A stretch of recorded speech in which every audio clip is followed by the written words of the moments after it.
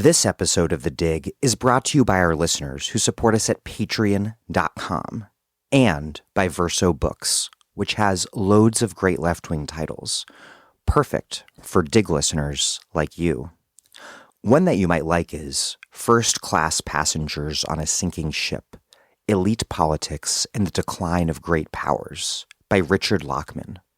The extent and irreversibility of U.S. decline is becoming ever more obvious as America loses war after war and as one industry after another loses its technological edge. In First-Class Passengers on a Sinking Ship, Lockman explains why the United States will find it impossible to retain global dominance. He contrasts America's relatively brief period of hegemony with the Netherlands' similarly short primacy and Britain's far longer era of leadership. Decline in those cases was not inevitable and did not respond to global capitalist cycles. It was the product of the success elites had in grabbing control of resources and governmental powers. In this process, not only are ordinary people harmed, but capitalists become increasingly unable to coordinate their interests as a class. They fail to adopt policies and make the investments necessary to counter economic and geopolitical competitors elsewhere in the world. Following this model, Lockman traces the transformation of U.S. politics from an era of elite consensus to its present-day condition of paralysis and plunder, explaining the paradox of an American military with an unprecedented technological edge, unable to subdue even the weakest enemies, and the consequences of finance's cannibalization of the economy. First-Class Passengers on a Sinking Ship, Elite Politics and the Decline of Great Powers by Richard Lockman, out now from Verso Books.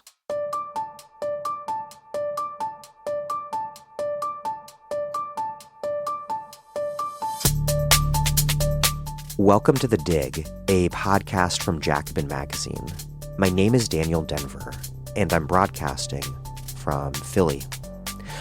On Saturday, I hosted a live dig in Cambridge, Mass. For Bernie 2020 with Bhaskar, Sunkara, and Alex Press, in front of a crowd that was full of really smart people who asked really great questions. I'm running that Cambridge show today as a dig extra, what I used to call a diglet once upon a time. Thank you to Harvard for Bernie for putting this show together, and I'll be posting my interview with Keeanga-Yamahtta Taylor on her book, Race for Profit, later this week. It is really good. Also, the dig is going back to Massachusetts for Bernie 2020 this Sunday, 11 a.m., with Brianna Joy Gray and Michael Brooks. It is a triple pod crossover canvas kickoff at International Village, which is located at 1155 Tremont Street in Boston. Come listen and then join us knocking on doors. Also, I have a bunch of upcoming events for my book, All American Nativism, How the Bipartisan War on Immigrants Explains Politics as We Know It. Coming up really soon is DC at Solid State Books in conversation with Dara Lind on February 26th. And then again on February 27th at Metro DC DSA's Socialist Night School. And then on February 28th in Baltimore at Red Emma's in conversation with Christy Thornton. Then Wednesday, March 4th at Trident Books in Boston, 7 p.m.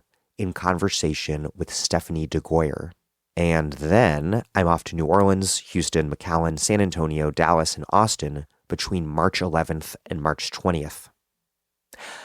I'll keep my pitch for your support short and sweet for this special episode. You know that we need and love your support at patreon.com/thedig. So if you haven't done so yet, that's patreon.com/thedig. Okay, here's Jacobin assistant editor Alex Press and Jacobin founding editor and publisher Bhaskar Sunkara.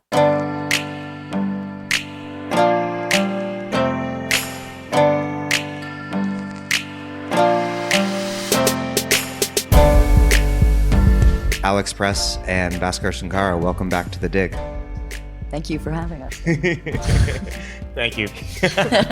So normally I spend like a really long time preparing for each episode. I often read a book and take thousands of words of notes, but this time I just have like a few pages ahead of me, but I'm just going to try to do the kind of riffing with my friends thing more that other podcasts do. Am I doing all right? Is that... You have to ask that. I mean, you don't listen to that podcast, Alex. That's so. True. You go on them occasionally. Occasionally. Yeah. Well, let's start with just like what's happening right now as we speak, with results in Nevada coming out and pointing to a potentially massive Bernie win. And I do want Jacob to interrupt this event if more decisive results come out while we're up here. But like this amazing thing with Bernie being the undisputed front runner and Bloomberg's near immediate emergence as this like the main centrist opponent, which like immediately overshadowed Buttigieg's big moment, Klobuchar's small big moment. Like there's so much to talk about, but just stepping back, I'm having so many feelings every minute. There's a person who was defending democratic socialism on national TV last Wednesday, who's the undisputed frontrunner to become the Democratic nominee for president and then defeat Donald Trump. How did we get here? How are you feeling? Why is this moment happening now? That's a really big question.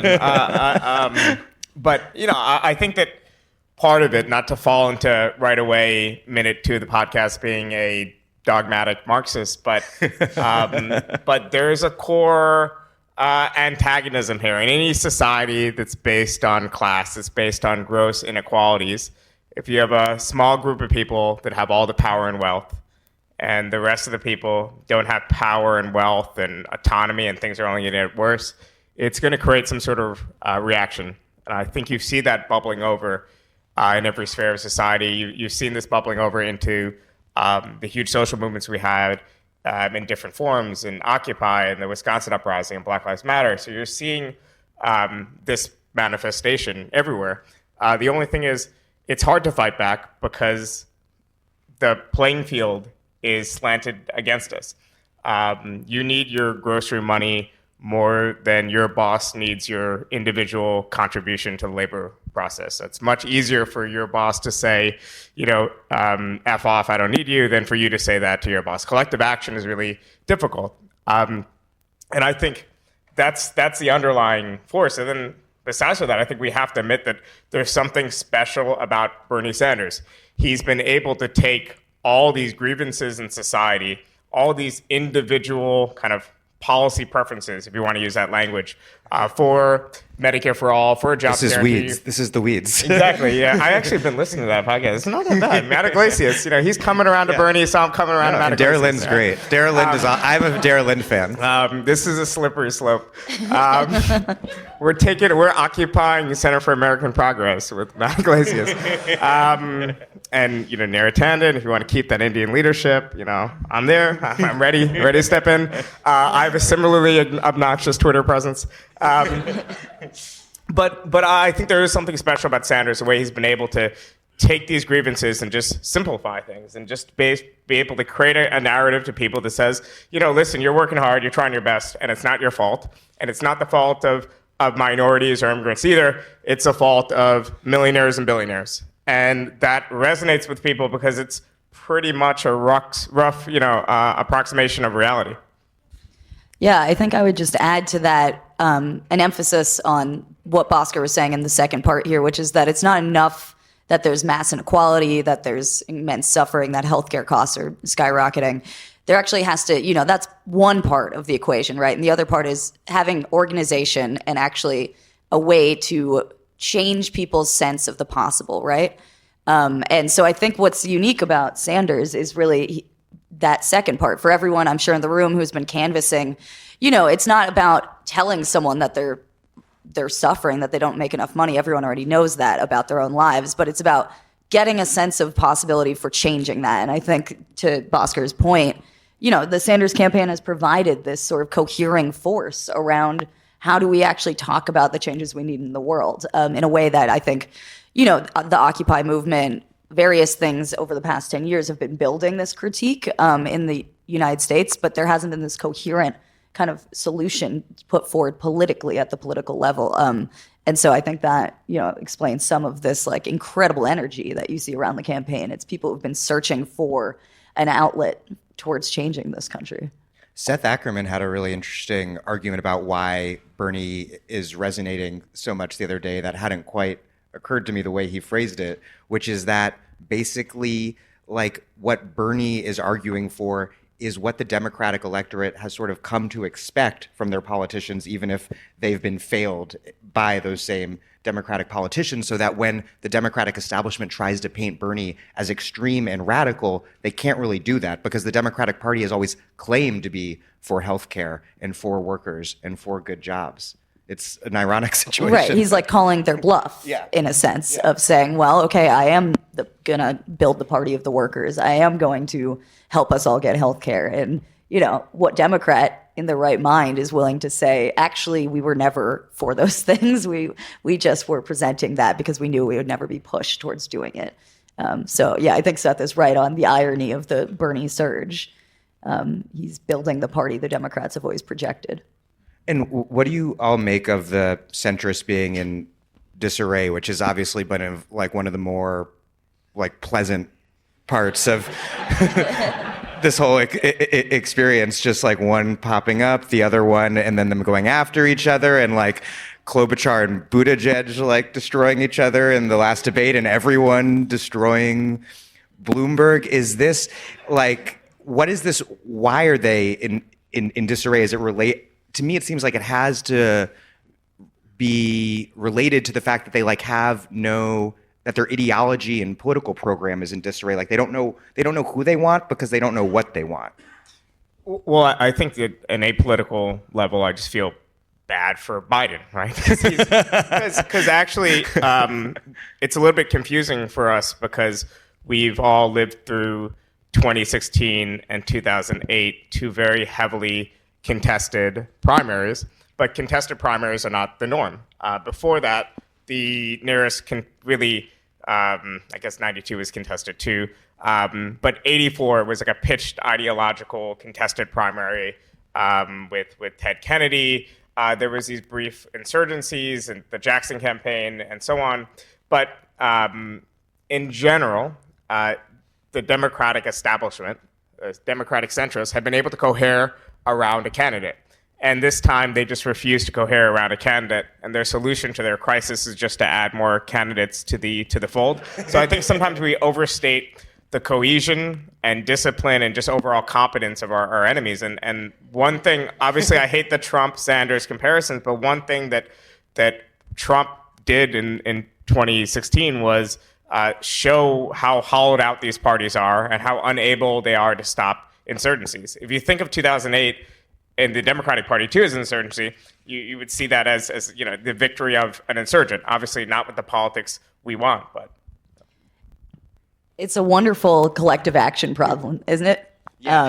Just to watch Klobuchar and Pete and Bloomberg just completely, they're all trying to fit through the door frame at the same time, and they're just completely bumping up against it's almost, not to like depoliticize. I mean, there are actual structural reasons, which I think you're referring to about like the party doesn't actually know what it wants. But like neoliberalism is like ideologically exhausted. Sure. And so when your project is just your own sort of like career and apparatus that you've built around you, it's very hard to sort of sacrifice that on behalf of a party when the party is no longer as coherent as it maybe once was. Maybe it never was quite as coherent as we project onto it. But I think it's certainly fun to watch. I mean, the Bloomberg like massacre that was happening the other day was, it was like critical support for Amy Klobuchar on and Warren did a great job. Yes. But and this is the first and only time I'll ever say this in my life, David Brooks was correct in the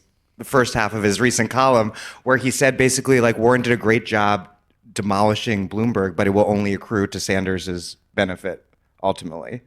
Like Bernie needed someone to go after Bloomberg, and she did a great job. David Brooks was a socialist in 1983. What? Yeah, I once met him actually, and he was just like, "Oh, I like Jack. It reminds me of the New Masses." And I'm like, "David Brooks, what do you know about the New Masses?" And he's like, "Oh, I love Michael Gold." He quoted the end of like Jews Without Money, this famous book by Michael Gold. Everyone should read it, like verbatim. I was just like, "Who is this man? What's going on?" And yeah, it apparently is real. I thought it was just a fever dream that I had. But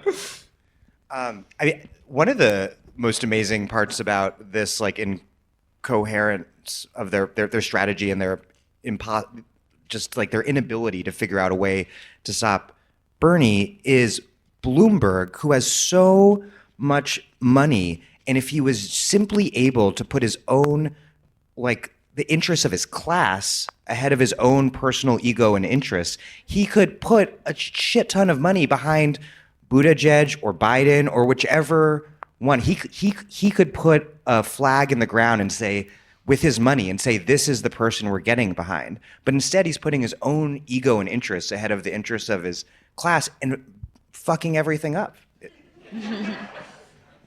It's great.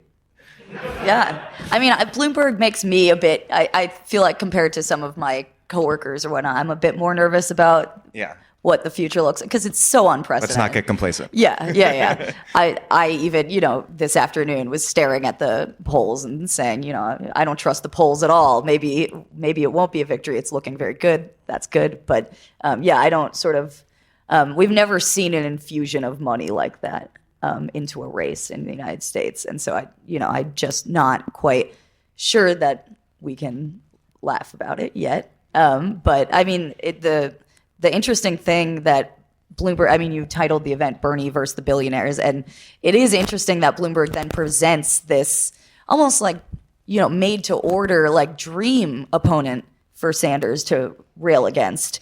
Perfect foil. And I think there's, it's been interesting talking to people and trying to even convey a sense of how much money Bloomberg has. I think this is like when we talk about billions of dollars, often it's better to like try to translate that into something concrete and say, there's something, we actually ran an article on this. It was like 161 million people, sort of the bottom 161 million people in the United States have 1/6 of Bloomberg's wealth. And so, like, the amount of money we're talking that it's not even making a dent in his fortune, this race, I think it helps illustrate. Just like the interest, right? Yeah, it helps illustrate all the things that we think people actually should have sort of displayed openly instead of be hidden, which is that billionaires actually are, under the current system, free and without any scarcity able to do as they please. And that's something and we a billionaire oppose. who endorsed George W. Bush for president at the RNC in New York in 2004. Like, what does that say?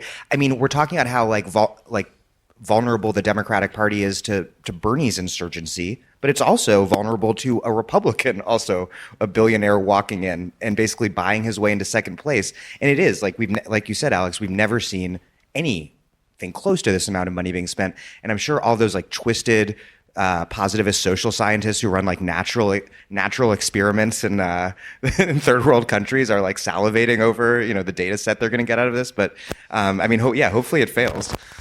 But I think one important thing to remember is that democratic capitalism in most countries around the world that have those systems hasn't actually been able to prevent the left from getting into power. It's pretty normal for someone with social democratic views or a social democratic party even to get into power somewhere. What's difficult is actually wielding power and carrying out your program. Like, that base of the capitalist system means that once we are in power, the radio won't be able to see the scare quotes, but Scare quote. Yes. We'll be reliant on taxing profitable companies. We're going to have to maintain some sort of base level of profitability. We're going to have to make measures to prevent capital flight. We're going to have to do things to entice investments in certain areas. Like, this is how our program will be undermined. The power of capital and the fact that we're reliant and dependent on having profitable firms.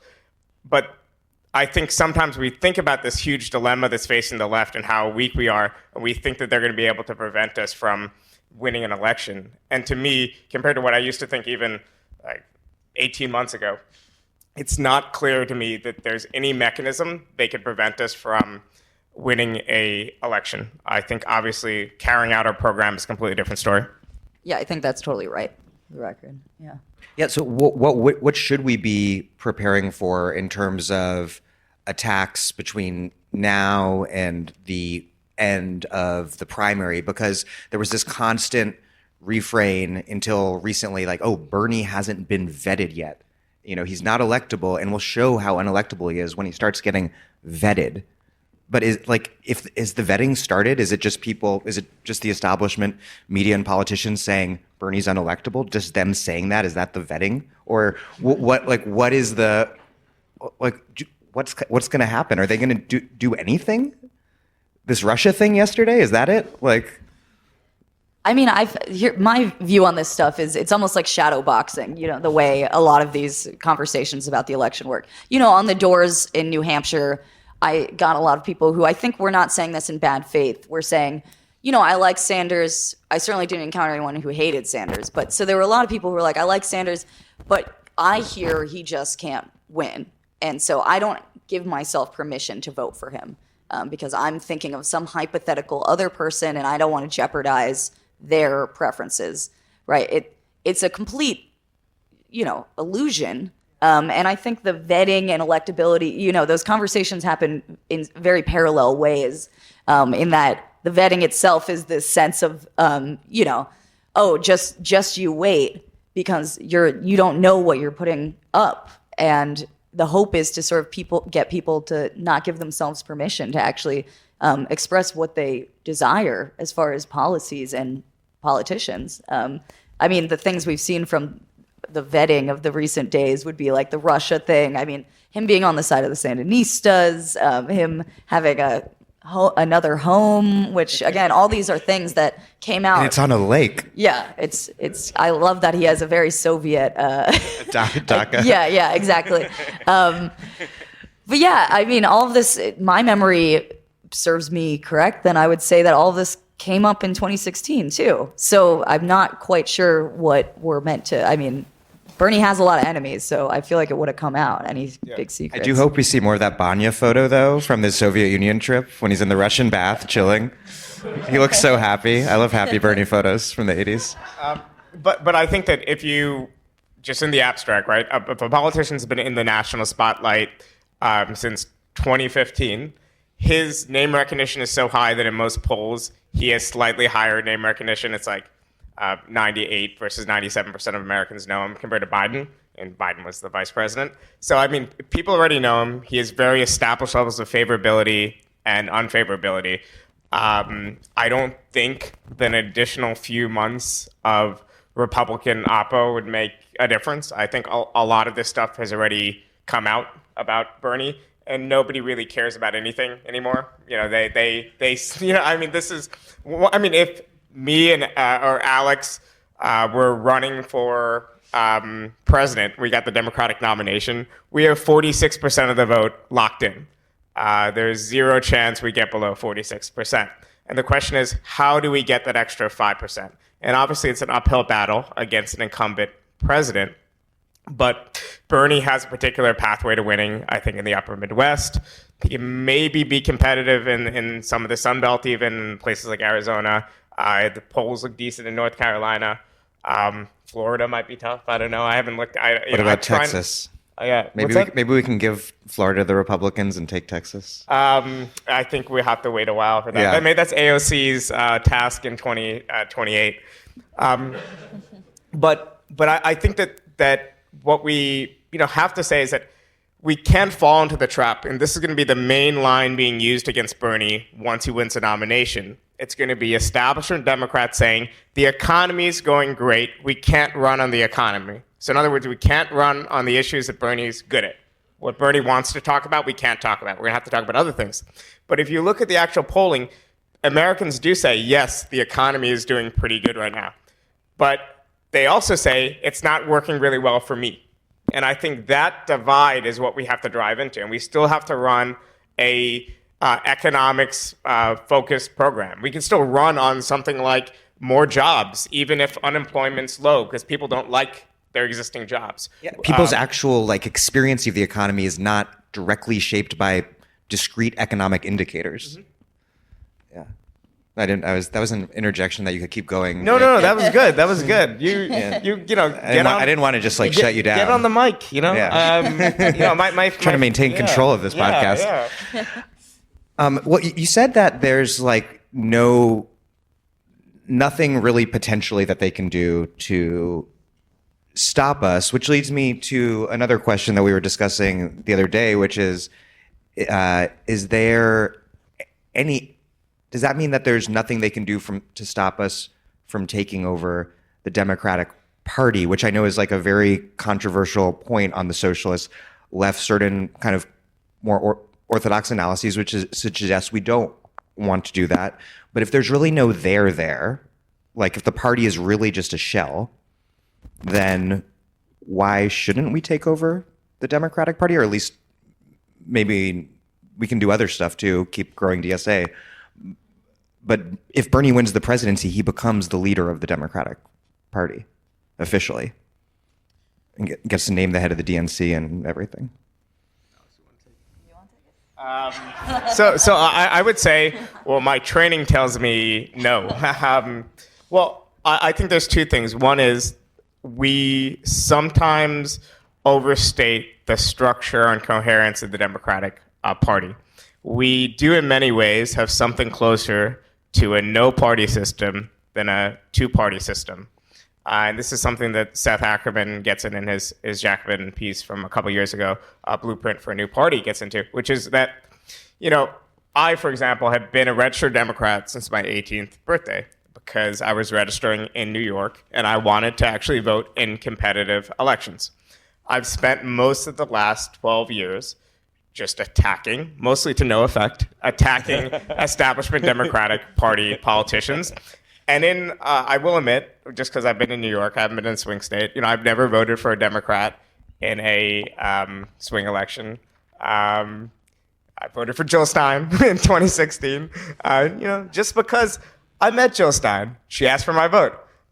The other two I didn't meet, You also defended Bernie's honor against Jill Stein's attacks at the 2016 DNC event that I saw you at. Oh, yeah, that's true. But either way, Jill Stein. And also, I like to see my vote. I like to look at my little town that I'm registered in and be like, oh, there's been 12 votes in that town for the Socialist Workers Party. I was one of them, but I guess the thing is twofold. One is they can't stop us from running in primaries and taking over their ballot line, but there's also no real structure there.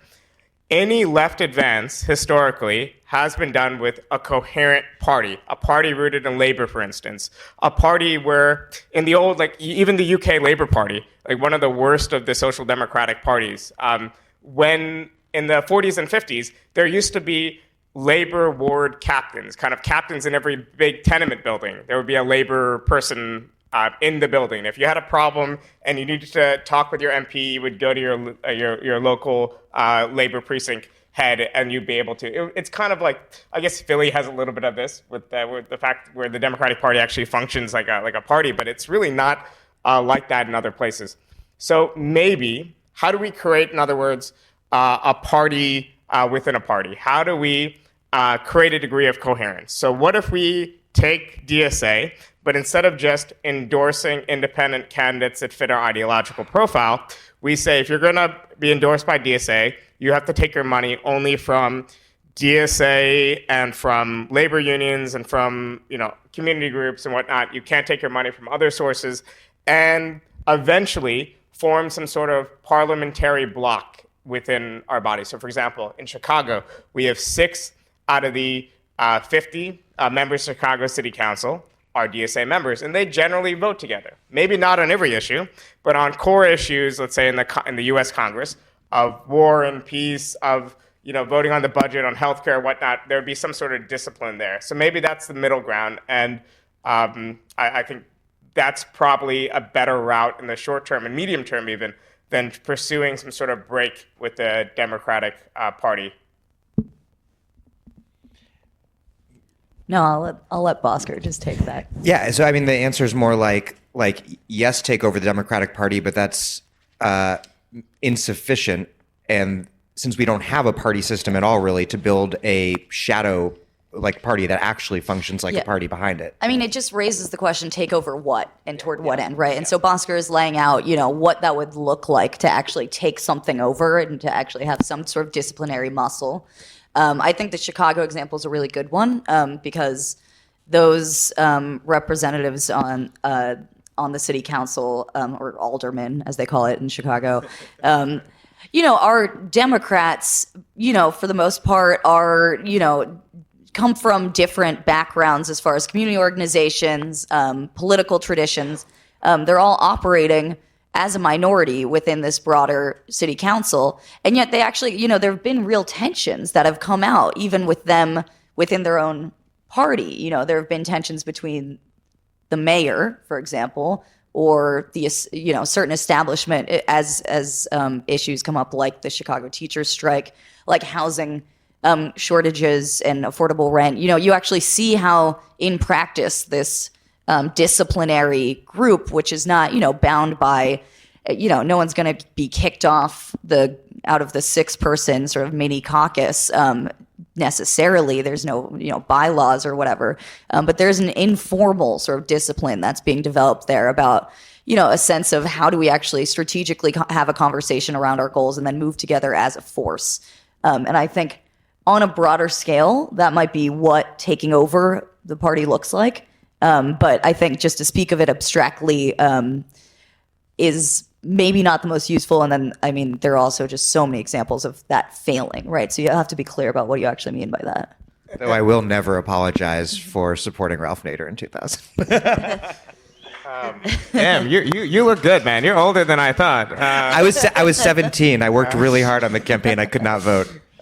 No, but I think it is important to say two things. Now, one of them is that we don't just want to take over the party for its own sake or create a new party for its own sake. We're trying to figure out how do we make this more than just a left populist. Let's just get one person elected and hope that he or she will be able to cut through the red tape and enact change. And to do that, you need cadre. You need to train people. You need coordination at local, state, and federal levels. You need the apparatus of an actual party, something approximating the parties that they have in Europe and in South America that have actually been able to make change. But I think the second thing we have to acknowledge is that Bernie Sanders and the Justice Democrats crowd are proponents of a model that's similar to the old DSA strategy of the 60s and 70s, which is realignment. And they seem to be making a lot of progress in their strategy. I come from a tradition of the left. I joined the board of a journal called New Politics when I was 18 years old. And one of the first things I was taught my early years in the left was the old slogan, no to the elephant, no to the ass, build a party of the working class. And, that's not working out well for us. And the DSA strategy, which is what I laid out earlier, probably the mainstream of DSA, this kind of mix of both, is mostly an abstract idea. But in effect, what's actually been succeeding to some level is this running Justice Democrats campaign, candidates that just happen to ideologically identify as democratic socialists. So I think we need to at least just keep our eyes open and not be afraid to say, either side is wrong. And I imagine that there will be roadblocks, but there'll be roadblocks once we're already in power. And I think the fact that we're going to do this without a political party will mean that it's going to be harder to actually enact the policy and change we want, but it won't prevent us from actually winning elections. I want to talk a little more about that cart before the horse situation that we've found ourselves in. I think typically in most places where left parties or candidates have come to power, it's been thanks to the formation of really strong left-wing political institutions. And what we have here is potentially a president like potentially we're going to have a left-wing president without those institutions in place. So how do we kind of like use the Sanders presidency, if God willing he wins, to kind of reverse engineer that process? Obviously, it'd be better to have the horse before the cart, but it's like too late, and this is a historic opportunity that we can't pass up. But like, how do we do it? It's a great question. I mean, and so the sort of slogan I learned when I was first coming to the left, this that the Democratic Party is the graveyard of social movements, right? And so, and I think often that is true historically. And so we find ourselves, I mean, I'm the first to admit when I've been shown to be apparently quite wrong about things. And so, I mean, it's that Sanders has actually opened up space for working class reorganization on a mass scale. I think it's, we don't have a mass movement of the sort that we actually need. We're nowhere close to that as far as the labor movement goes. It's an extremely disorganized country as far as working class politics go. But it is true that Sanders is actually opening up space for that, and in a way that, again, like I did not foresee being possible. What it actually looks like to then say, okay, we find ourselves in this thing that, most of us thought was not possible and not sustainable, and certainly it's not easy to evoke discipline on someone when you don't have the muscle in your institutions to do that. I think part of what's exciting about Sanders is that actually, as if we have a president who's sort of cheering on working class organizing, who, whether it's, he's shown it in the campaign, whether it's been sending his volunteers and his supporters to strike lines, to picket lines, whether it's the idea of him actually calling out bosses personally who are in disputes with their workers. I mean, this is a way that you actually can imagine that the idea of the Democratic Party is the graveyard of social movements. It's actually the exact opposite is what's going on with Sanders right now. I see it all the time with workers who are organizing in their workplaces, that actually Sanders provides a hook for them to be able to start talking about political issues with their coworkers, dealing with things on the job. Sanders, but the one thing a lot of people pay attention to is the presidential race as far as U.S. politics go, and so it's a shared frame of reference that then can actually come down from the macro down to the micro into, hey, here's actually an issue of disrespect in our workplace, and this is exactly what Sanders is arguing about. So why don't we talk about it, on the interpersonal level in a workplace? And so I think encouraging that sort of dynamic is exactly what needs to happen. And, Sanders has, of course, policies that he's pushing for that would make these things easier as far as labor law reform, stuff like that. But the reality at the end of the day is like it is going to take exactly everyone in this room who has been getting to know their comrades and their friends in their neighborhoods to actually keep doing that and actually keep building that power, knowing that you're going to have a president who's on your side. It just makes it a little bit easier. Yeah, I mean, this macro to micro thing that you're talking about that's being made possible by just this historic campaign, like that opportunity is just an order of magnitude bigger if Bernie's in the White House in ways I can't even quite comprehend. Yeah, and also if civil society has been so hollowed out that trade unions are weaker than before, not only in their sheer total amount of members, but also in their mobilizational capacity. Even organizations like churches and these other things are all hollowed out. If the party machines are all gone, then even a group like DSA, as small as it is, with in the future Sanders administration having 150, 200,000 members, you easily, in terms of the amount of people you can mobilize, become one of the most powerful groups in the United States, and by extension, because of our low bar. But exactly. I think this is one interesting thing, and it speaks to a particular moment. And I think this is the case for us to think about this as a left populist moment, but not to fetishize that and just to say, okay, the old forms of politics are dead.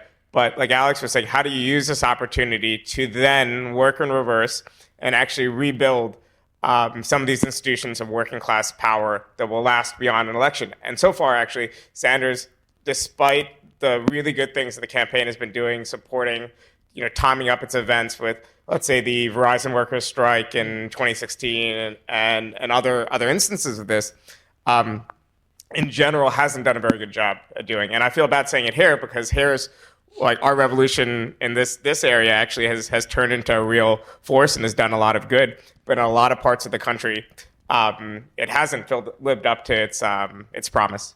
Yeah, no, this is really a model, our revolution, in a way that I don't know has been replicated very many other places. I was just going to add to Bhaskar's point, as far as a small group being able to actually make a huge difference in the world. I mean, I'm sure I'm preaching to the choir here, but when it comes to the left and the history of reforms, progress, whatever you want to call it, in this country, it's often these minuscule numbers of people who, it starts at the ones and twos, right? And so my favorite example of this is, before the ILWU, the Longshoremen's Union out on the West Coast existed, there were about 8 communists who were who were longshoremen when unionization was sort of first starting, when struggles and strikes and challenges to the boss and to the shape-up system they had on the docks there were getting started. And, we think of the ILWU now, for those who know anything about it, as sort of like the most radical independent union that's still around in the United States. And if it hadn't been for that handful of people at the start who said, let's, from the beginning, start building something here, no matter what the odds are, we wouldn't have the ILWU. And so I just think it's really important what Bhaskar is saying as far as like DSA or various other organizations, not just DSA, may be tiny in number compared to the U.S. population. But what we see is that, and we're seeing it today in Nevada, no one else has committed people that actually want to build something and that are driven and passionate. And so a small group of people can actually work wonders and reveal just how weak everybody else is. Yeah, this really became clear to me when I've been doing a lot of Bernie organizing in Rhode Island, and we were bringing people up to New Hampshire, and we brought up a bunch of buses, but before that we were just bringing up carpools. And the first time I brought a carpool up, I was like, oh, it's just like 4 cars, just 20 people. But when we pulled into that Manchester office, it was clear that us being there was like an extremely big deal that day. Just 20 of us. That was the center of that canvas's attention. And you're seeing that, I think, all over the Bernie campaign. We're talking about a massive volunteer operation compared to any other campaign, but it's still in absolute terms. Like, what's the total number of Bernie volunteers knocking door? We're still talking about just thousands of people, right? It's amazing. Well, we've been talking about like they can't stop us. That's great, but there is one situation, where they're potentially going to really try to fuck us, which is the convention. And I assume that everyone, many of you watched the debate on Wednesday and were closely listening to the final question and candidates' answers to it. And the final question was, should the person, if no one secures a majority of delegates, should the person with the plurality of delegates, the most delegates going into the convention, be the nominee? And every single candidate, except for Bernie Sanders, said no. So how should we be thinking and preparing for that? And in particular, is it seeming like what Liz Warren's idea of what she's doing is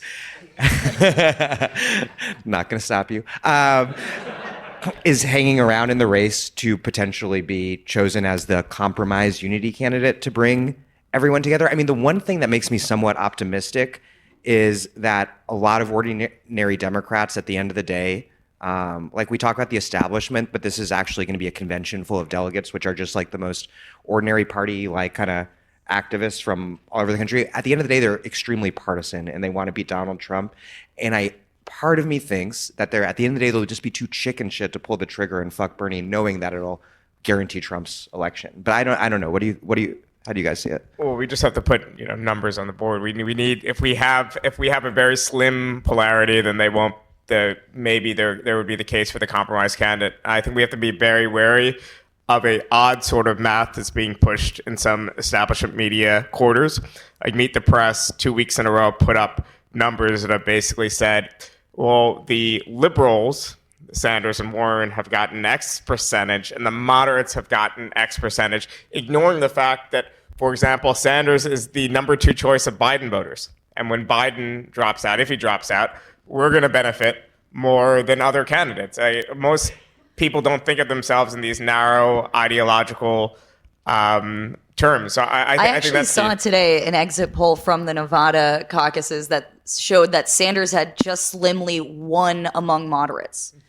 So among the 20-something% of the voters surveyed who identified as moderates, they were plurality for Sanders. So again, yeah, these terms make very little sense. But go on. But no, but I think that would give them the pretext to say, well, the Sanders Warren wing only has X percentage, and the rest of us combined have X percentage or Y percentage. Sorry, I was bad at math. Yeah, I can't help you on that. Sorry, I'm enumerate. Variables. So I think that'll be an opening. But honestly, I don't think it can be done. I think what they'll probably do is they'll ask for concessions in the platform. They'll try to shape the Sanders campaign. They'll try to pick his VP for him. They'll try to, once he's in power, turn him into something like a generic Democrat. And this is similar to what the Republicans managed to do with Trump. Actually, I think that's a good thing because I think run-of-the-mill, give rich people more money through tax breaks is a lot less scary than the Bannon kind of deficit finance right populism. If Trump had done the wall and Medicare for all simultaneously, that we could be living in scary, or terrifying moment. It could have took his support among black voters from 6% to 16%. And for example, that might have been enough to win an election or win a re-election.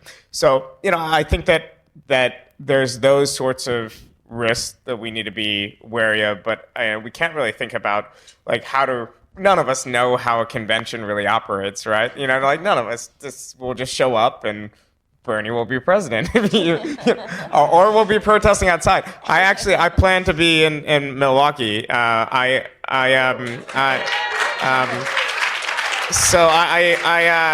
got a house in Milwaukee, but it's from someone who I don't think knows that the DNC is going on. So I'm very wary that in 3 weeks they're gonna be like, yeah, I can't give you this house for $90 a day.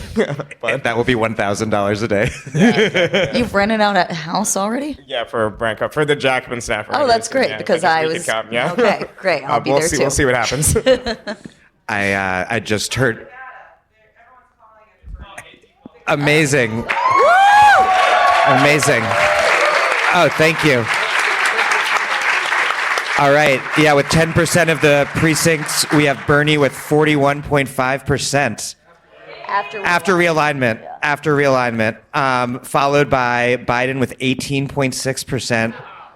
Followed by Buttigieg with 16.8%. Followed by Warren with 10.8%. She's either going to have to drop out before or after Super Tuesday, I think. Klobuchar 7.3%. Steyer 4.3%. Gabbard 0.1. And Sorry, somehow Mayor Pete has the most delegates, all right? Yeah. Is anyone here planning on going as a delegate? Is anyone running as a delegate in here? Oh, yes. Cool. Tatiana, you got selected? Nice. So did Thea. Yeah. My partner has also been selected as a delegate as of an hour ago.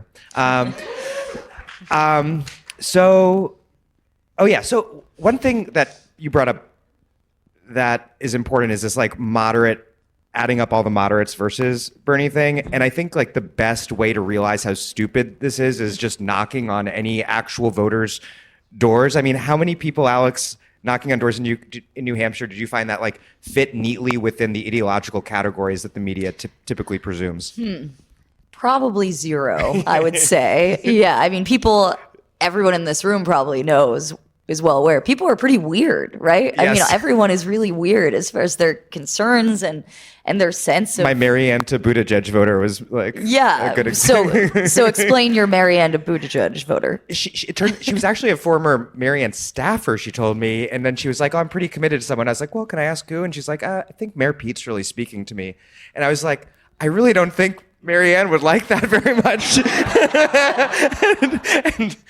But she was unconvinciable. And then I tweeted about it, and then Marianne was in my mentions an hour later, which was something. But people are people are weird. Yeah. Which is nice on some level. Right. And it's just, I mean, this is why there's something remarkable that as far as canvassing and organizing and how it works is that it actually is about sort of talking through these ideas with someone, because there's just I mean, my sense on the doors was people really want to talk about this stuff and they don't do it in their daily life. I mean, I'm sure you've all experienced this. I keep making jokes about it that I have a Bernie pin on my jacket, and now it's just constant. You know, I get stopped like a dozen times a day by people who just want to talk about Bernie and talk about the election.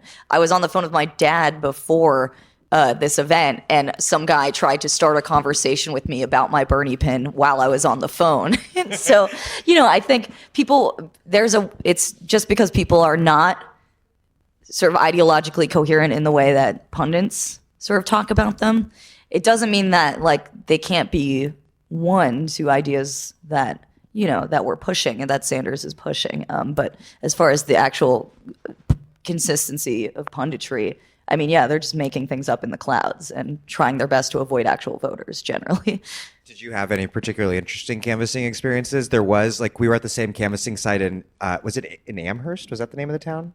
No, that was where I was the next day, Plastow, New Hampshire, which is like sort of like just a suburb of Massachusetts, right? Yeah. And the entire state of Massachusetts. You're going to offend someone in the audience. Yeah, no, we're trying to be pro Boston right now. Okay. Yeah, and right across the street was a guy with a sign in his yard that said "Union Worker for Trump," and you threatened to call the canvas off and spend the whole day attempting to talk to this person. Yeah. I was very tempted to just avoid the car I was assigned and just walk across the street and say, "Do you know what you're doing to your class? Come on, we have to talk this through." But you know, I was forced not to do that. Though I did win a Trump voter to Sanders.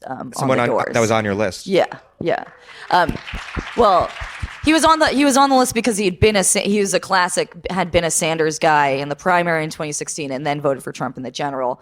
And all it took was a brief little conversation for him to sort of come to an agreement that he'd at least like to see Sanders debate Trump and be up against him. And you explained to him that Sanders was Putin's true choice, not Donald Trump. Right.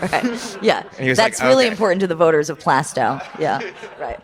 You know, Russians set back the cause of socialism like at least several decades. So the least they could do is, you know, help us out a little bit in this election. In our time of need. That's the comment that's going to be clipped. Right. Jeez. I met one guy who was like a 26, 27-year-old male who took a few rings on the bell to get him to the door. And he's like, "I really like Bernie. I'm going to vote for him in the general. I'll definitely vote for him in the general." I'm like, "You know, you're registered. You got to turn out and vote for him in the primary." He's like, "Yeah, I'll vote for him in the general." And I'm like, no, you have to. If you want to vote for him in the general, you have to turn out. But generally, I think that a lot of Democrats just like the field of Democrats in different ways. They have their preference, but they're much more positive on the field than we are. You know, we kind of ironically pick like who's the least odious, but you know, we're trying to debate who's their least odious Democratic candidate. Just a level of a person, you know. Cory Booker seems like he wouldn't really piss you off if you just spent like 8 to 10 minutes with him, you know. Mayor Pete definitely would piss you off in 8 to 10 minutes. But most Democrats are just pretty positive on the field, and I think that's one important thing for our messaging, especially, you know, we have to act like front runners, you know, act like we've been here before, act like we are actually representing the mainstream of the party because we are representing the mainstream of the voters.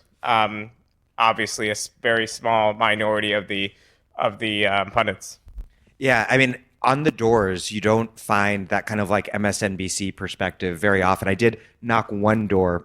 I was in New Bedford all day and had great conversations with mostly people who were very pro-Bernie, some people who were like wildly disaffected, who I maybe brought somewhat towards Bernie, including one Yang voter. And then I talked to one kind of MSNBC liberal who was in like a very nicely redone colonial house in New Bedford. And she was like, "Oh, I am not voting for Bernie." I was like, "Oh, what's up?" She's like, "Well, let me give you some logic about Russia." And I was like, "All right, buckle up."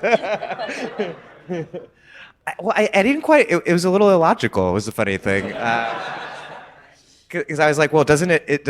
We're talking about this like foreign disinformation campaign. Isn't it more curious the domestic disinformation aspect that this was leaked the night before the Nevada caucus?" She's like, "No, it's all part of Putin's plan." Basically, I was like, I'm Aziz Rana, and you're listening to The Dig, a great place for analysis about where we are, how we got here, and what can be done. It's my favorite podcast, and you can support it at patreon.com. This episode of The Dig is brought to you by our listeners who support us at patreon.com and by Verso Books, which has loads of great titles, perfect for Dig listeners like you. One that you might like is The U.S. Anti-Fascism Reader, edited by Bill V. Mullen and Christopher Viles. Since the birth of fascism in the 1920s, well before the global renaissance of white nationalism, the United States has been home to its own distinct fascist movements, some of which decisively influenced the course of U.S. history. Yet, long before Antifa became a household word in the United States, fascist movements were met time and again by an equally deep anti-fascist current. Many on the left are unaware that the United States has a rich anti-fascist tradition because it has rarely been discussed as such, nor has it been accessible in one place. This reader reconstructs the history of U.S. anti-fascism in the 21st century, showing how generations of writers, organizers, and fighters spoke to each other over time. The U.S. Anti-Fascism Reader, edited by Bill V. Mullen and Christopher Viles, out now from Verso Books. I think we're gonna take some questions. Hi, I'd like to invite the panel to share Canvas tips when you're talking to voters about specifically single payer. Like if someone says, well, Elizabeth Warren's public auction is also a really good way to give people health care. I know what my answer is, but I'd love to hear y'all's thoughts. Oh, should we just do one at a time? Yeah. Actually, my canvassing experience is just saying, yes, I'm concerned about healthcare too. You know, I think Bernie has a great plan. You know, I think Elizabeth Warren's really strong on the issue too, but I think Bernie is better because he made it, you know, a centerpiece of his proposal, and he's really shifted the public conversation on single payer for the last 3-4 years. Obviously, anything needs to get passed through Congress, but in Bernie Sanders, we're going to have a really firm and consistent advocate. And then see if they're voting and try to leave and go to the next door. So I'm not necessarily a good barometer, but I try to avoid, you know, detailed conversations and move on. I'm also really like poorly dressed all the time in the winter. Like I dress like it's September 20th at all times of the year. I'm like sweating in the summer. I'm freezing in the winter. So when I'm canvassing, I'm just, you know, trying to get going, trying to get this over with. That was a lot of words to explain that you're actually not a very good canvasser. Bhaskar's all like disheveled and freezing in front of someone's door. So I don't have a coat. I don't know how I was asked to be on this panel. I'm knocking on this door because Bernie Sanders has promised jackets for all, and I'm very cold. I did borrow a friend's boots when I went to New Hampshire, so I also am in the same boat as Bhaskar. I mean, the general thing though that you touched on though I think is like the general organizing strategy of affirm and redirect. Like you don't want to debate with them. You're like, great point. Yeah, like a public option would expand access to healthcare. What would expand it even more though is everyone having it under Medicare for all. Yeah, I mean, I always think, just to add to that, the way I always think of it, and I sometimes don't use these words on the door or something, but like, you know, in union organizing, for example, the sort of saying is that you don't sit down at the table having already compromised, right? And so when someone's talking about Sanders versus Warren on the issue of healthcare or on several other issues, and this applies for Sanders and just about every candidate in general on issues, is there's a way to say that, you know, you don't compromise from the start. You don't diminish your demands before you've even come up against it. When your opposition is both the GOP and some of the center of the party, you know, you got to come out hard with exactly what you want from the start, or else you're never going to get even close to it, right? And so some people don't like this argument because it's sort of, you know, the idea that it's compromising. You know, people don't want to talk about that with healthcare or with other issues. But I think it's just true, Bhaskar's point about like having a strong fighter who's made this a centerpiece of the campaign. This is someone who's willing to risk their political career on the issue of healthcare. And it's actually, I mean, what we're seeing, for example, in Nevada is that is despite all the attacks on Sanders from super PACs or whatever about healthcare And the culinary. That's right. Healthcare was still the number one thing that voters said was their issue today. And the majority of them say they're for single payer. So he clearly inspires a confidence in people to turn out and in exactly the type of people and the coalition we need to win the presidency. So and Democrats already won an election on a public option that happened in 2008, and we didn't get a public option. Yeah. So in conclusion, what you should not do is just ramble like we all did. Yeah. This is maybe more detail than you want to get in the doors, but sometimes you'll have that door where you're actually invited into the door and you're like there for like 30 minutes. And sometimes you do get in detail. And one thing I would mention about Sanders in terms of like his proven track record of like successfully compromising on healthcare to get something big accomplished was that he played the key role in getting one of the most unsung but great parts of the ACA passed, which was the part that put billions and billions of dollars towards community health centers, which is no small thing. And that was Bernie. And that's a compromise because that wasn't a single payer bill, obviously, but he saw it as a vehicle to get something important done. But also the other last thing is on the point of whether Warren supports single payer or not. Obviously, a lot of us are very discontent with both the way she presented her financing plan and her path towards single payer. But I think that's like kind of too fine a thing to push, because if she's saying she supports single payer and the media is saying she's supporting single payer, it's difficult for us as Sanders supporters to say only one candidate supports. Leave that for Twitter or for like think pieces, not for the door. Sure. And, one other quick canvassing thought, though, that I found very exciting is just like you see it in the polls that climate is finally a top concern amongst a lot of voters. And I definitely have experienced that at the door. This winter is totally dystopianly fucked up non-winter, and people are realizing that. And I found that people do want to talk about climate change, and that presents an opportunity to say Bernie has the only plan that's big enough to deal with the scope of the problem. Hi. So I'm a union member here in Massachusetts, and I wanted to ask all of you to talk a little bit about the conflicts that we've seen within unions as part of this primary. So I think there's I think it's happened at like a big scale and a small scale. Obviously, the one that's gotten the most attention has been the one that we're seeing the results of tonight in Las Vegas between the leadership of Culinary Union Local 226 and Unite Here with their members, and then kind of all of that around the question of, is Bernie trying to, quote unquote, take away their health care, and like what would it mean for them to, have Medicare for all? And so if you could talk a little bit about that, but then also there's been a number of like conflicts within unions during this primary that have not gotten as much attention.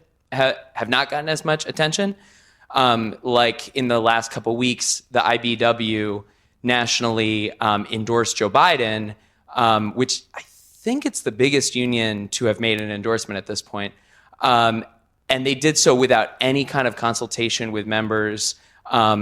They claimed there was a unanimous vote, which there's plenty of reason to think is not actually true, of their international officers.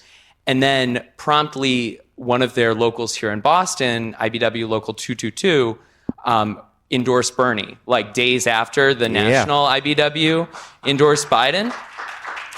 And within about 48 hours after the national IBW endorsement of Biden, an online petition on change.org by IBW members got over 1,000 signatures of IBW members calling for a membership vote and expressing support for Bernie.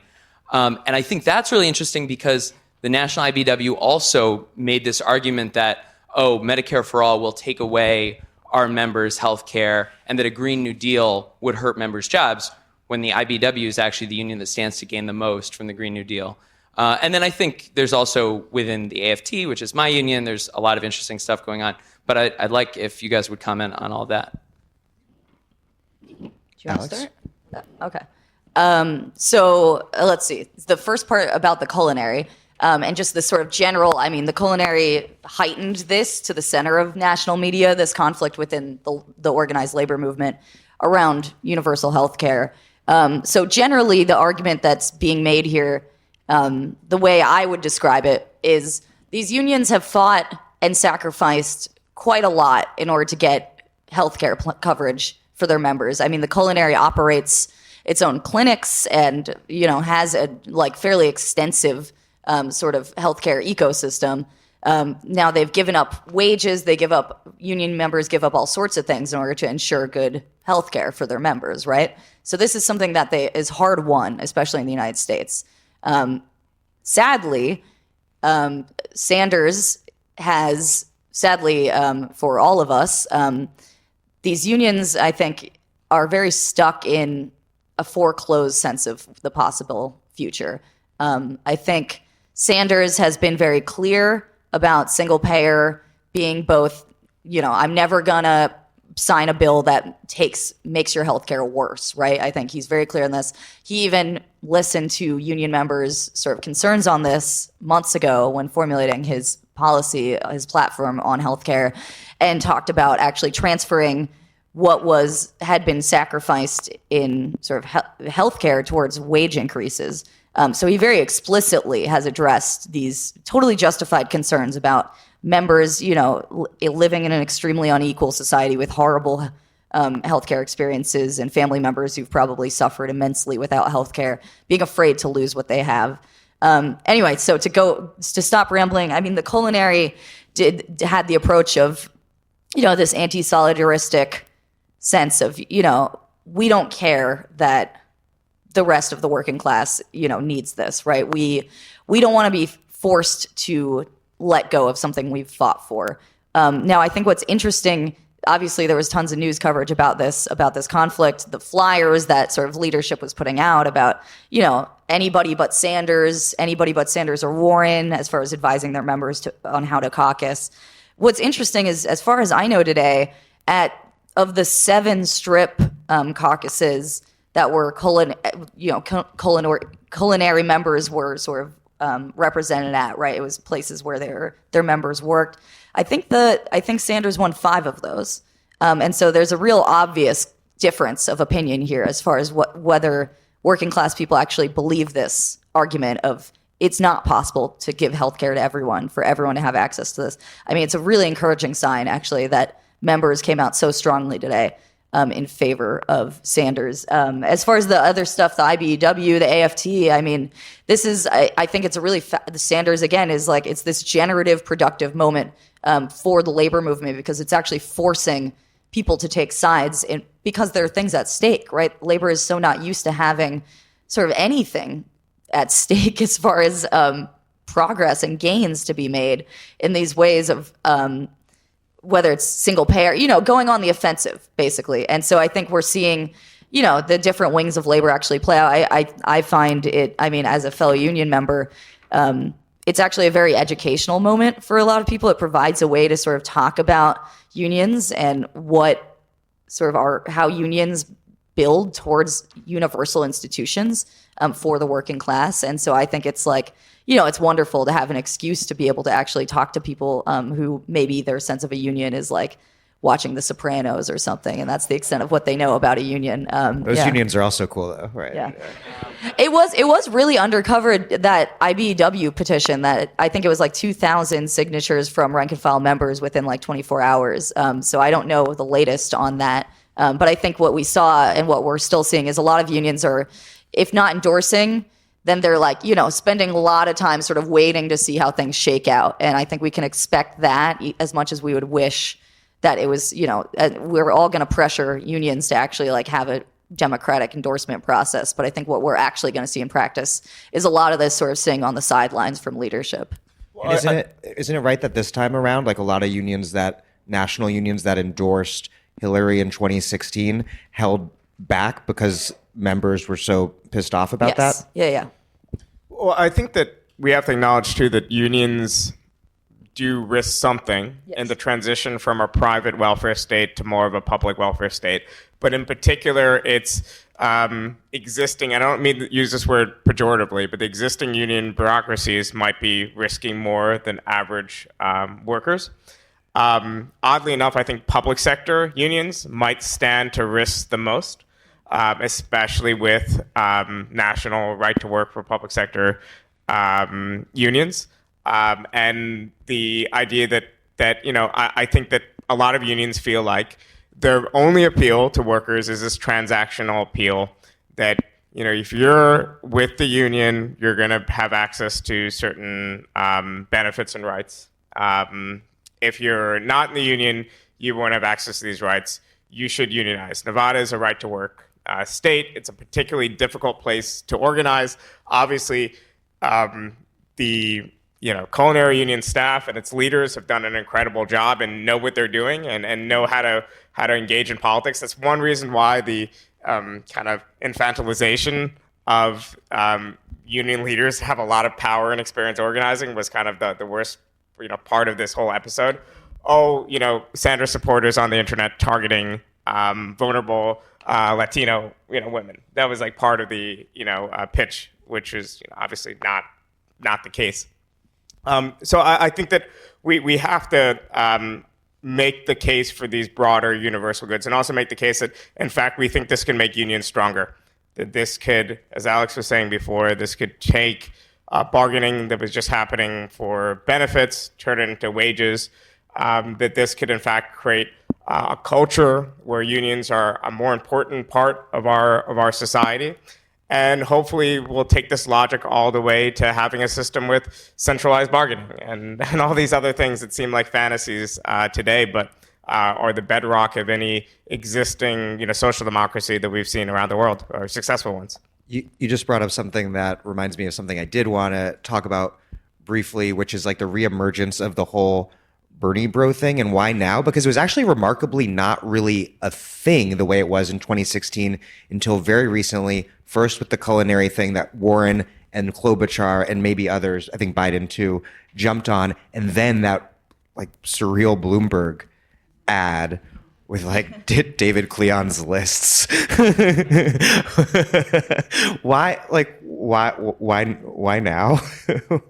Why is it back? Do you have a good theory on this? It's just the bros are back. I see it as a sign of desperation, but yeah. I mean, I think that's it. Desperation. Also, like, they don't really know what they're doing. These comms people are in their own little bubble. They're in the same kind of professional bubble as like a lot of journalists and other people, and they think the internet's a lot more important than it is, and they think these little insular fringe debates are a lot more important than they are.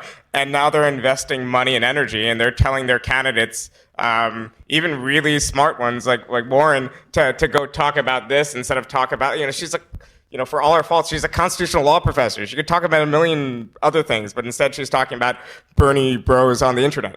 And I think that's a mistake, and it's coming from a small little cast of people that have been hired to do their job, and they really have no idea what they're doing. They're sick and tired of being owned on Twitter by Natalie Shore. Okay, next question. Hi, everyone. I spend most of my time thinking about scenarios endlessly of what could go wrong, and then I canvas and I feel much better. And so I think I was struck by, I forget whose comment, that the establishment is going to try to turn Bernie into a regular Democrat. And amazingly, the status quo Republican Party has kind of turned Trump's policies into just the regular status quo. And so I think if that happened to a President Bernie Sanders, that would be hugely demoralizing to me and probably to everyone in this room. And so what is inspiring to me is how Bernie was able to deal with the establishment as mayor, where the city council just blocked him at every twist and turn. He was unable to confirm any of his cabinet people in the city of Burlington in his first year as mayor until he and his volunteer army just squashed the machine in the off-year city council election. I strongly believe that we will have to mobilize the volunteer infrastructure that's been knocking 4 doors per hour or something like that in New Hampshire in the 2022 midterm elections so that the second 2 years of the Bernie Sanders presidency could get us something. But what do you think the left should be prepared to do in the first, hopefully, 2 years of a Bernie Sanders presidency? Yeah, this is a tough question. Well, I think for starters, the real thing is, do we consider ourselves part of the governing coalition or outside people offering critical support? I think depending on what part of the left we're in, depending on what kind of organizing we're doing, we'll have to conceive of ourselves differently. I'm all in for being a propagandist for Bernie Sanders. So I'll just say I'll do that. I mean, I don't know. I'm it's shocked. Just kind of, I just realized, Dismayed. I'm kind of a conformist at heart. I feel like, I used to think I wasn't, but yeah. But I think that for starters, we use, like Alex was saying before, the bully pulpit of the presidency. Your president wants you to join a union. Your president wants you to do that. There's that, plus executive action, plus the fact that when there is, like, we're going to have to deal with probably divided government. Even if Democrats are in both houses, it's not going to be a filibuster-proof majority. It'll be like tops 50 senators and the tie break being cast by Nina Turner or whatever. But just kidding. But I think that we'll have to say we are being hurt by the Democratic and Republican establishment. We'll have to strategically discipline certain Democrats. And if other Democrats want to play along, we'll have to be like, yeah, Chuck Schumer, you're part of the revolution now if you vote the right way. Welcome, Conrad Chuck. Yeah, that might be a step too far for even me. But the scope for what we're doing is very limited. And to translate this into the language of the rest of the world, it'd be like running an extreme minority government. We can't expect to actually be able to pass legislation in the short term. Your guess is as good as me, but luckily the imperial state has grown so large that by executive order, a lot can be done. And luckily, especially as it relates to foreign policy, there's a lot that can be done by Senator Sanders, President Sanders, to undo a lot of the damage that the U.S. has done around the world, at the very least, prevent the U.S. from causing more harm. And that in itself would be a massive victory for the left around the world. And the way the fights shape out in the first 2 years of a Sanders administration will be very important to shaping how 2022 midterms play out. Like it might be a moment where we do kind of like a left-wing version of 2010. Maybe that's too optimistic. I don't even know what the map looks like that year. But one way to also put it is that, and I think this is a more succinct version of what I was getting at before, was that our job on the left is not necessarily to write policy and be in Washington. Our job is to change the conditions through politics in which policy is written. And there is a danger that if the only forces pressuring and shaping Sanders are to his right, and there's no independent left or organization on his left, then he'll just drift towards the center, which I think will be bad in just narrow electoral terms. I think people won't want that from him, and I think it'll limit the possibilities of a Sanders administration. Yeah, I was gonna basically add that point to this, which is that I think a lot of people. At least people who talk about politics professionally and stuff, they see someone being critical of a politician and they think this is condemnation, right? I think we have to be very clear about what mass mobilization actually looks like and what it's going to take to force through whether it's Medicare for all or whatever whatever policies are being sort of forwarded by the administration. It's true that there is nothing as powerful as having millions of people sort of vocally in favor of these policies, right? And in the streets and organizing at their workplaces in favor of whatever it is, Medicare for all or anything like that. So I think like an extra parliamentary or however you want to term it in the United States context, the left is going to be critical to not just sort of integrate itself with the Sanders administration, but actually like critically support it and actually push it because there's going to be so much countervailing pressure on Sanders. Like, this is someone, like, how big is a U.S. senator's staff? I mean, bigger than Jacobin's staff, but not enormous, right? The size of his staff, if he's the president, is just astronomical. And so staffing it will be important, but having the movement and power outside to make sure it's staffed correctly is critical to make sure it's staffed correctly, I think. But also in keeping it honest. Right, I mean, exactly. This is the same dynamic that what we don't want, and again, this is a horrible comparison, and I don't really mean it, but when Obama gets into the White House and the anti-war movement dies because the Democrats are now in charge, that's an obvious simplification of what happened, but it's not entirely untrue. And so what I personally would hate to see would be, a sense that everyone can shut up now because we have the right person in the White House. I think Sanders is very clear on this, and everyone around Sanders and, in the movement, I think, understands this very well, that actually we are the power, and Sanders can only do so much. So I think just, again, this sense of actual mobilization towards the goals is going to have to still exist. Any more questions, or should we wrap up? One more? Oh, 3 more? All right. Let's make it rapid.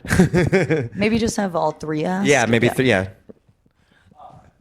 Okay. My question was frankly very similar to the prior one, but I just want to ask for a little more detail in a sort of personal way, which is, I think one of the things that brings all of us together here is a sense that everything is bad and obviously unjust and we should do something. And I think what's special about this moment is that, like, with Bernie running for president, there's a very easy, simple answer to what we should do. We should go out and knock on doors, right? Like, we know right now, like, how you can actually be part of the change. And we wake up after Bernie gets elected, woo, and that's awesome, but it also sort of like steals that concreteness from the movement. And I guess just like in order to build that like sort of like force on the left that keeps Bernie like on the left wing, like what do we actually have to do to continue to see these problems as like concrete and solvable instead of going back to just like the amorphous blob that politics is? Yeah, I mean, I think one great thing. Oh yeah, go ahead. So thank you. Bernie is in San Antonio, Texas, having a victory rally. Apparently smart enough to actually go to Texas rather than stay in Nevada, which makes it possible for him to do 2 rallies in Texas. And he's been declared the winner in Nevada, as I think you already know.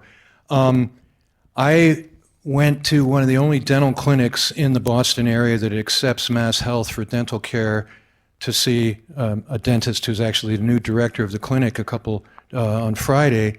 And as I was leaving, I showed him my Bernie Medicare for All pin, and he said, "Oh, my son is in Nevada working for Bernie Sanders for the caucuses, and he paid his own way to get out there." So I just thought I'd share that. But what I want to ask about is this, and Bernie's talking about in his speeches now, whereas Buttigieg, who gave a speech just prior to this, where he's sort of trying to present himself as the center-left candidate now, not the moderate. So he's going to get everything but those extreme leftists that Bernie is allegedly appealing to.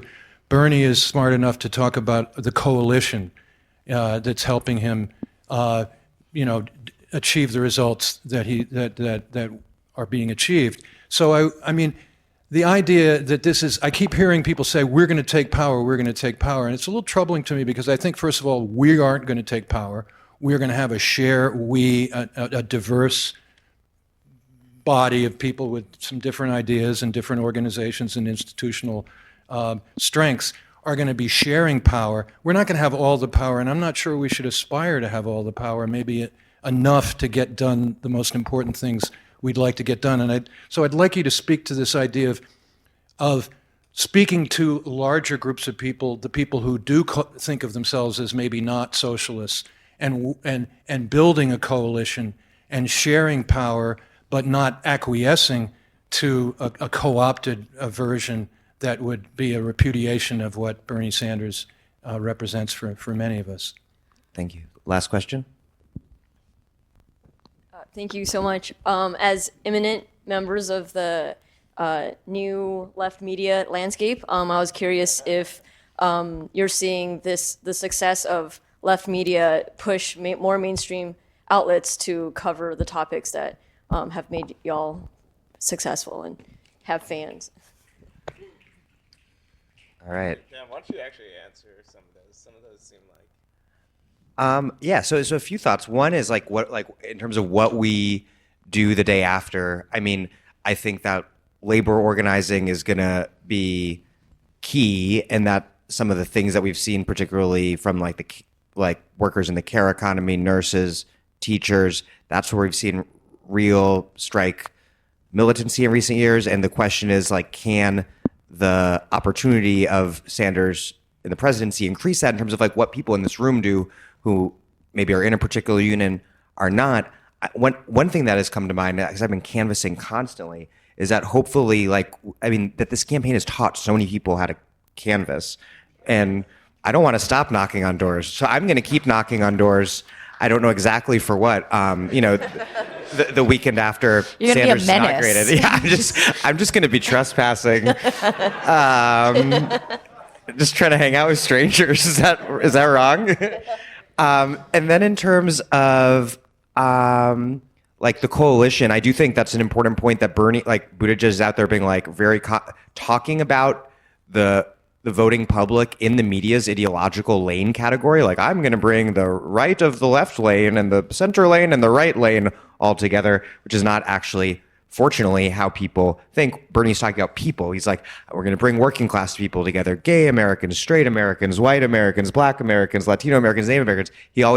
He's talking about a coalition of actual people, not like abstractions of people. And I think that's important. And then in terms of left media, I mean, it's definitely like I started my podcast 3 years ago as a total fluke after I got mercifully laid off from like my 10-month stint at Salon, which was a nightmare. Though I did get to write a lot of pro-Bernie stuff, which is I think how I first read into the craziest headlines. I know. It's just like, I was writing the pro-Bernie clickbait for Salon and kind of loving it and kind of hating it. And then just started this podcast and did not expect it to be able to make a living from it. And the fact that there is an audience for a podcast like mine does speak for a change of the media landscape. But in terms of like how that has impacted the mainstream media, I mean, I think like Liz Brunig getting hired at the New York Times shows that they're like, oh, we need like some like Bernie people on the masthead and like writing in the op-ed section. But it's been pretty slow because Bernie almost got so damn close to winning 4 years ago, and the op-ed page is still so hostile to Bernie. And then op-ed page aside, more generally, like the reporting in the mainstream media, there's all kinds of reporters who are dedicated to understanding the right wing in all of its nuances, the religious right, the Grover Norquist fiscal right, all of like the rainbow coalition of the America's freak show right wing. And almost no one in mainstream political reporting understands the U.S. the actual radical socialist left. No, like they have no clue. They understand that there are people who are into Bernie and AOC, but in terms of like, I don't know, there was like an article about the DSA convention in the Times that was long and pretty good, even though they like misspelled my partner's name in it. But yeah, I don't know. They don't really have Trump people either, though. I mean, like, never Trump Republicans just exist on op-ed pages, not in the real world, as far as I can tell. Right, but they do in the news section study the right wing a lot. I mean, I'll just speak to this question. In my personal experience of how the mainstream media works, it's not, I mean, sure, it's great that there are occasionally a couple of socialists hired. The motivation for that is because it's a business decision. When I write for Vox, they tell me how many clicks I get, and they say, see, so that's why it's very clear that that's why we keep asking you to write, we have niche markets that we're trying to advertise to, and we don't have anyone that can speak to the people that click your stuff. So we're going to hire you so we can get those clicks. And so again, like the media does operate like a business, and that's what most of these decisions are based on. There is some level of like ideological sort of coherency or like justification that needs to be had. So, when you see a hire like Liz at the op-ed section of the New York Times, part of this is about it's both mixed with the business decision, but it's also about trying to maintain some sense of legitimacy to the public. And so if you have a front runner and yet none of the people at your paper are supporters of that person, then it's very easy to look illegitimate. So, okay, let's hire someone, There right? was one person on the editorial board of how many people who voted for Sanders? I don't know. It was like 20-something It's people. yeah. But so I just think that it's my understanding of an experience with media is that really focusing on the cracks that do exist in this sort of like room to maneuver is a huge waste of time for the most part.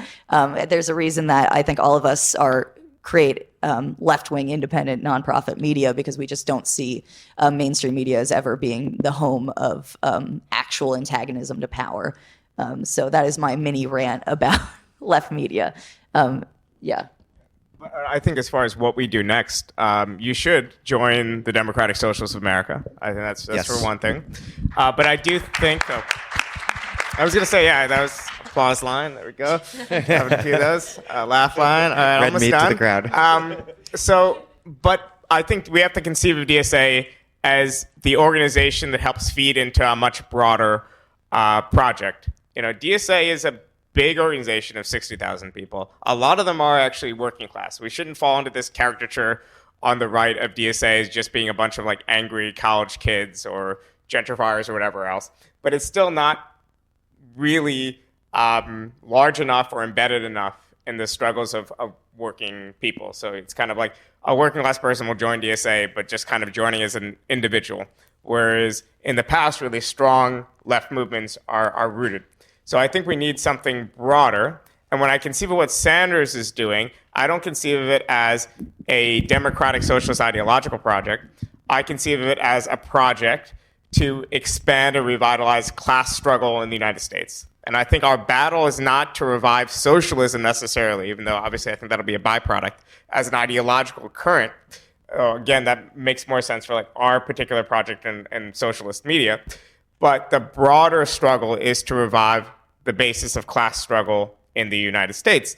And I do think we want total power for this movement, within legal bounds. We'll have socialist jurisprudence, but in the sense that if you have this class struggle-based movement that institutionalizes itself in a broad-based Labor Party-like thing and supporting trade unions and other associations in civil society, you want to create a governing coalition that can govern for decades. The Swedish Social Democrats governed from the 1930s until 1976 without interruption, only a couple months of interruption. And then they were in power again from 82 until they created kind of a financial bubble and messed up the economy in the late 80s and early 90s. But this took decades and decades and decades to build something. And I think that even something that modest is going to take that long, and we want to create a durable coalition that isn't afraid to say that we want to reshape the judicial system in the US so it's not playing this outsized role and it's not stopping progressive laws. We want a near permanent majority in Congress, and we don't need to do what Republicans do to maintain their majority with minority support. We can actually do it because we think that there's at least a 60% coalition of working people in this country. And we don't play into the electoral college calculus that says that, we don't care about Mississippi because only 43% of people in Mississippi would ever vote for a Democrat. We want to organize everywhere in working class communities. We want local offices in working class communities in Like projects. in Jackson, Mississippi. Exactly. We want precinct ward captains in projects, organizing people, even if the mainstream political operatives think, these are voters that won't turn out in a general election or whatever else. I think we want this deeper form of organizing that's going to last for a very long time. And as far as left media, I think that there will eventually need to be a mass form of left media that is in fact the mainstream, media. We are the alternative media because we have a very small segmented audience, but our goal has to be to become the national paper or the big YouTube channel or whatever it is in the future that I hope it's not a YouTube channel, but that ordinary working class people are reading every day. I think Jacobin has a small role to play in it, the way, let's say, a National Review or even those little Hayekian journals before it played into feeding into a broader conservative movement. We had this this role, but we remain to be seen. This is like maybe year 3 of a 30-year project, hopefully. I just want to add to this, as far as the question of what to do the morning after Sanders is elected.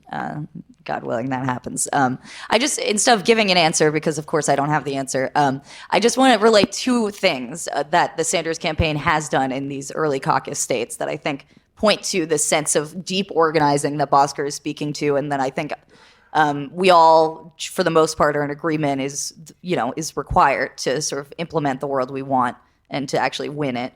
One is today, in Nevada caucuses, there was this last-minute organizing by the Sanders campaign of cab drivers, taxi drivers, and there were a bunch of DSAers involved. There were a bunch of people who were union organizers who'd gone out to Nevada to help with the final push, and the cab drivers, at least according to the people that I know who were helping do this organizing, they're like, they won us one of these caucus sites, because we invested the time and energy into immigrant workers who, had sort of they work incredibly long hours. There was this sense of these are not the target voters that might other campaigns might prioritize, but the Sanders echoes what happened in Iowa. Yes, and so the other story I was just going to say was this was exactly what happened in Iowa with the satellite caucuses of meatpacking workers in sort of these smaller industrial towns in Iowa. It was immigrant workers who worked the night shift. Normally wouldn't have had a chance to vote, but this time there were satellite caucuses, and the only campaign to organize them, the only campaign to stand outside of the plant at midnight until 3 a.m.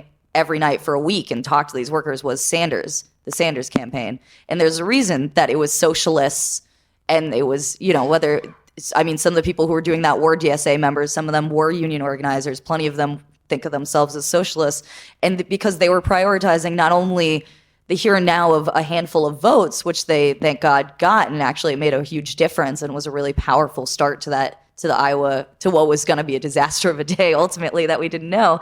But because what they were also doing is saying, look, if we're trying to reorganize, we want a reorganized working class. We want actual people to have a sense of power and dignity over their own lives. This is how it starts. And it starts by actually organizing, making sure every cab driver has a sense of what's at stake in this election and actually what their rights and abilities and duties are in the country, and can actually win more and more. And that's the sort of organizing that I think I certainly believe has to continue long after there's a presidential campaign. That's exactly the coalition that we all need to be building up. And so I would just say, it provides sort of this great example of what this deep organizing will have to look like and will look like. And, it's a very exciting moment to actually see it starting to happen.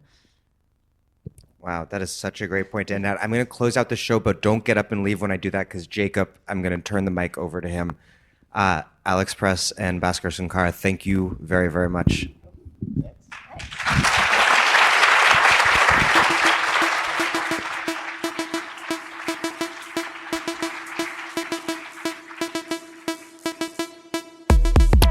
Alex Press is Jacobin's assistant editor.